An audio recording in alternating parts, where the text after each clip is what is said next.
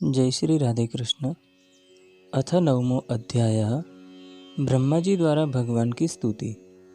ब्रह्मा जी ने कहा, प्रभु, आज बहुत समय के बाद मैं आपको जान सका हूँ। कैसे दुर्भाग्य की बात है कि देहधारी जीव आपके स्वरूप को नहीं जान पाते। भगवान, आपके सिवा और कोई वस्तु नहीं है। जो वस्तु प्रतीत होती है वह भी स्वरूपतः सत्य नहीं है, क्योंकि माया के गुणों के क्षुभित होने के कारण केवल आप ही अनेकों रूपों में प्रतीत हो रहे हैं। देव, आपकी चित्त शक्ति के प्रकाशित रहने के कारण अज्ञान आपसे सदा ही दूर रहता है। आपका यह रूप, जिसके नाभि कमल से मैं प्रकट हुआ हूँ, सैकड़ों अवतारों का मूल कारण है। इसे आपने सत्पुरुषों पर कृपा करने के लिए ही पहले पहल प्रकट किया है। परमात्मन, आपका जो आनंद मात्र, भेद रहित, अखंड तेजोमय स्वरूप है, उसे मैं इससे भिन्न नहीं समझता। इसीलिए मैंने विश्व की रचना करने वाले होने पर भी विश्वातीत आपके इस अद्वितीय स्वरूप की ही शरण ली है। यही संपूर्ण भूत और इंद्रियों का भी अधिष्ठान है। हे विश्व कल्याणमय, मैं आपका उपासक हूँ। आपने मेरे हित के लिए ही मुझे ध्यान में अपना यह रूप दिखलाया है। जो पापात्मा विषयाशक्त जीव है, वे ही इसी का अनादर करते हैं। मैं तो आपको इसी रूप में बार बार नमस्कार करता हूँ।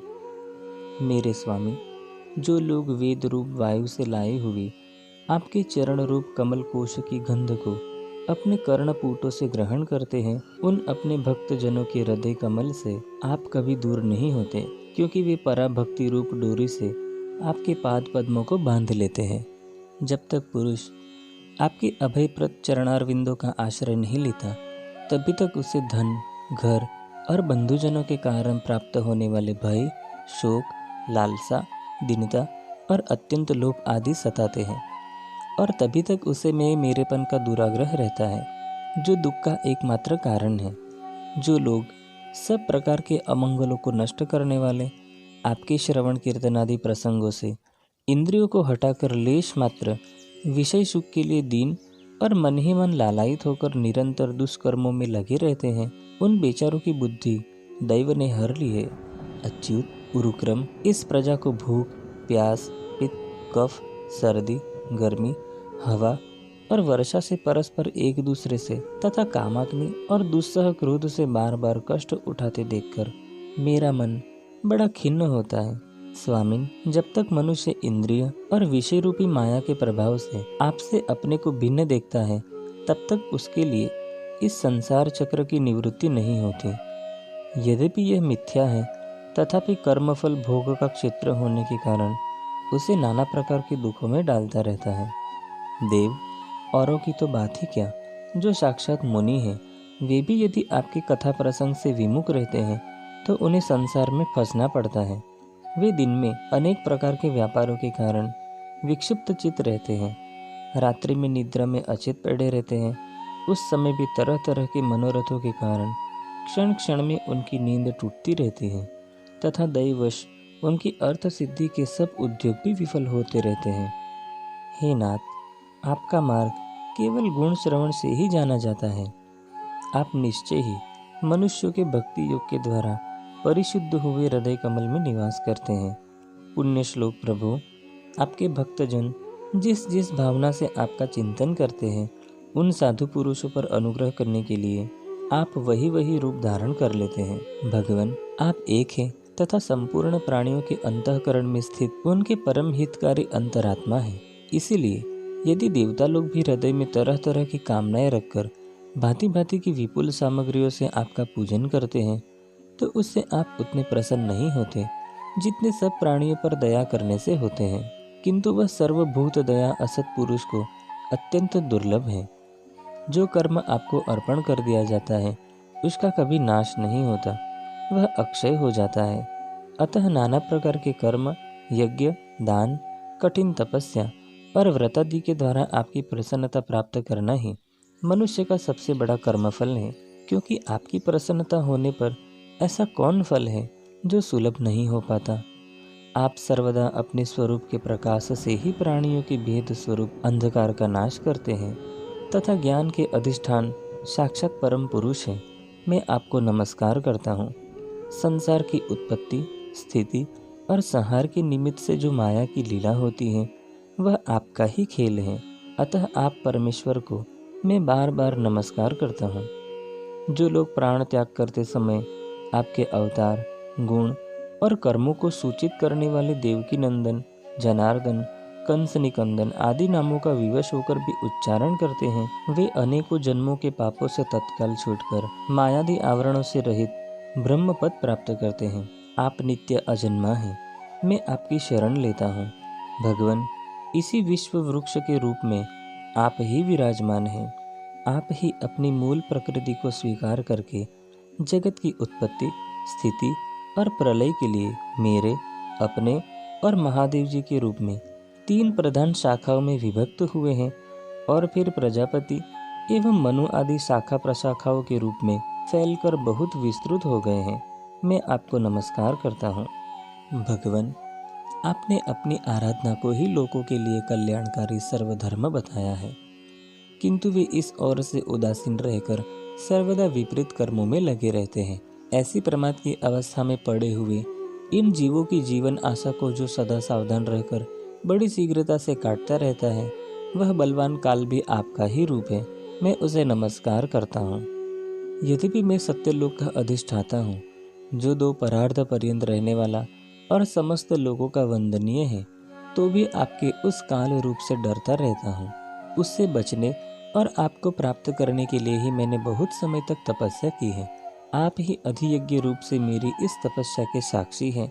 मैं आपको नमस्कार करता हूँ। आप पूर्ण काम हैं। आपको किसी विशेष सुख की इच्छा नहीं है, तो भी आपने अपनी बनाई हुई धर्म मर्यादा की रक्षा के लिए पशु पक्षी, मनुष्य और देवता आदि जीव योनियों में अपनी ही इच्छा से शरीर धारण कर अनेकों लीलाएं की हैं। ऐसे आप पुरुषोत्तम भगवान को मेरा नमस्कार है।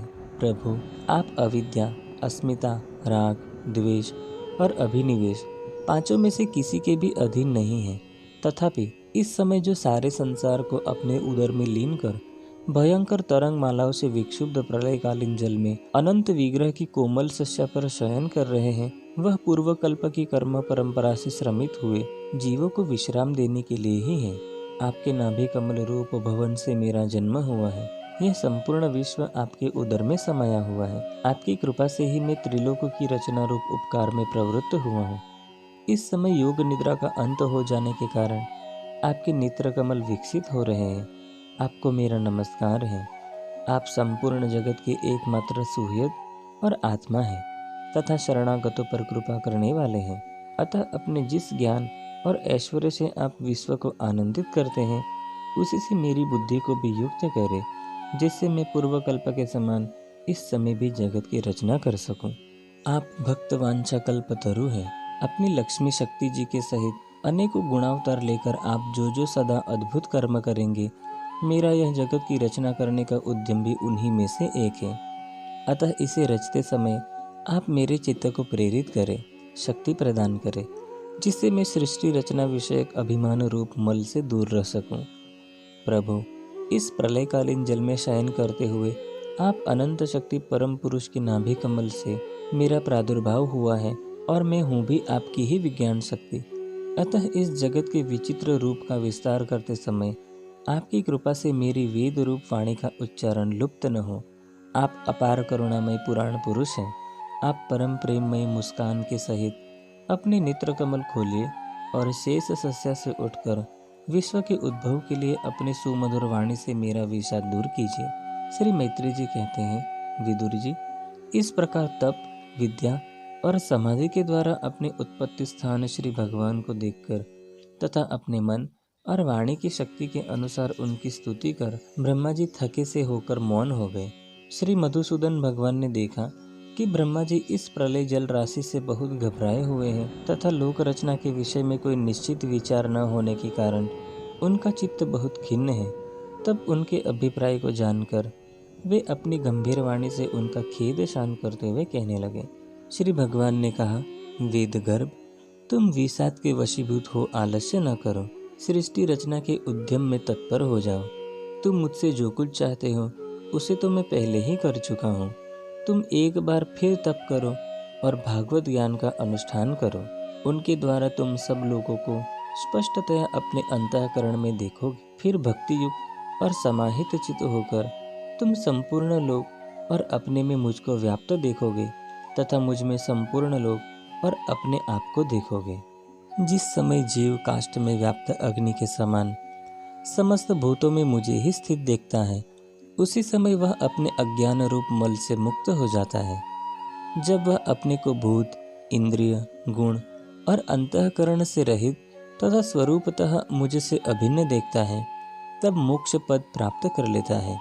ब्रह्मा जी, नाना प्रकार के कर्म संस्कारों के अनुसार अनेक प्रकार की जीव सृष्टि को रचने की इच्छा होने पर भी तुम्हारा चित्त मोहित नहीं होता। यह मेरी अतिशय कृपा का ही फल है। तुम सबसे पहले मंत्र दृष्टा हो। प्रजा उत्पन्न करते समय भी तुम्हारा मन मुझ में ही लगा रहता है। इसी से पापमय रजोगुण तुमको बांध नहीं पाता। तुम मुझे भूत, इंद्रिय, गुण और अंतःकरण से रहित समझते हो। इससे जान पड़ता है कि यद्यपि देहधारी जीवों को मेरा ज्ञान होना बहुत कठिन है, तथापि तुमने मुझे जान लिया है। मेरा आश्रय कोई है या नहीं, इस संदेह से तुम कमल नाल के द्वारा जल में उसका मूल खोज रहे थे। सो मैंने तुम्हें अपना यह स्वरूप अंतःकरण में ही दिखलाया। प्यारे ब्रह्मा जी, तुमने तो मेरी कथाओं के वैभव से युक्त मेरी स्तुति की है, और तपस्या में जो तुम्हारी निष्ठा है वह भी मेरी ही कृपा का फल है। लोक रचना की इच्छा से तुमने सगुण प्रतीत होने पर भी जो निर्गुण रूप से मेरा वर्णन करते हुए स्तुति की है, उससे मैं बहुत प्रसन्न हूँ। तुम्हारा कल्याण हो। मैं समस्त कामनाओं और मनोरथों को पूर्ण करने में समर्थ हूँ। जो पुरुष नित्य प्रति इस स्तोत्र द्वारा स्तुति करके मेरा भजन करेगा, उस पर मैं शीघ्र ही प्रसन्न हो जाऊंगा। तत्ववेत्ताओं का मत है कि पूर्त, तप, यज्ञ, दान, योग और समाधि आदि साधनों से प्राप्त होने वाला जो परम कल्याणमय फल है, वह मेरी प्रसन्नता ही है। विधाता, मैं आत्माओं का भी आत्मा और स्त्री पुत्र आदि प्रियों का भी प्रिय हूँ। देहादि भी मेरे ही लिए प्रिय है, अतः मुझसे ही प्रेम करना चाहिए। ब्रह्मा जी, त्रिलोकी को तथा जो प्रजा इस समय मुझ में लीन है, उसे तुम पूर्व कल्प के समान मुझसे उत्पन्न हुए अपने सर्ववेदमय स्वरूप से स्वयं ही रचो। श्री मैत्रेय जी कहते हैं, प्रकृति और पुरुष के स्वामी कमलनाभ भगवान सृष्टिकर्ता ब्रह्मा जी को इस प्रकार जगत की अभिव्यक्ति करवाकर अपने उस नारायण रूप में अदृश्य हो गए। इति श्रीमद्भागवते महापुराणे पारमहंस्यां संहितायां तृतीय स्कंदे 9मो अध्यायः।